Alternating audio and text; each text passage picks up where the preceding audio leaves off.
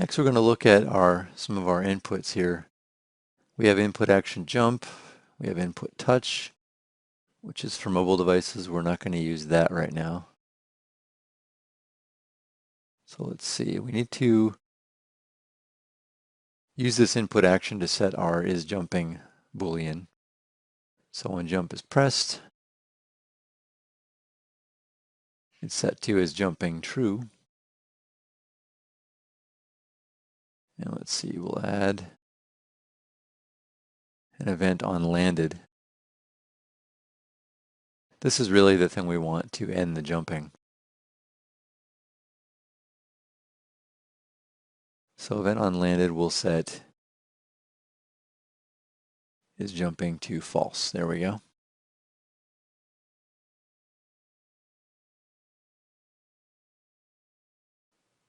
I'm just going to do a quick bit of cleanup here to, okay, so yeah, we said input touch. We don't expand the comment box to include this whole handle jump event.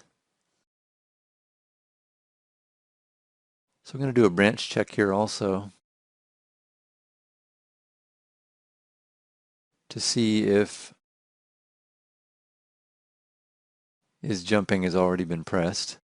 And actually, we're going to check all of our other possible states because we don't want this input action jump to actually do anything if one of the other booleans is true for any of the other sort of action states we have. So if isJumping or isShooting is false, then we want it to jump. We're not going to do like a double jump kind of situation. We don't want that to happen. We don't want it to play the jumping animation again in midair. And while we're checking for other booleans in the character, we might as well check for the hit reaction here. So we'll create a boolean for the isHit reaction.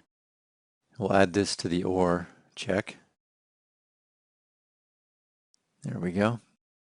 So now the character can jump as soon as the booleans are clear, that no other events are happening to the player at that time. Let's do a quick in-game test to see how things are working so far.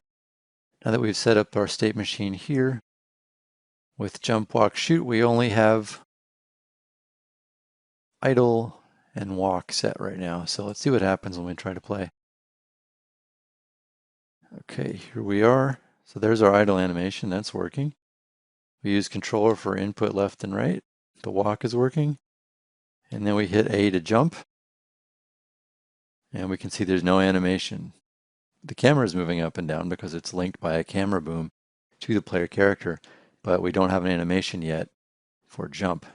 So let's set that up with a flipbook next. We'll go to our content browser, we'll go to sprites.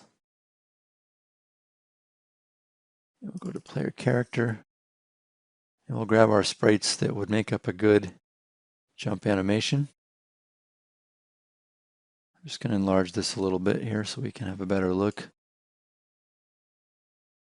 So in our sprite sheet, if you go back here to our source, the original source animation was right here for jumping. You can see it included sort of a, I don't know, sort of a momentum building crouch at first and then flying through the air like that and then landing.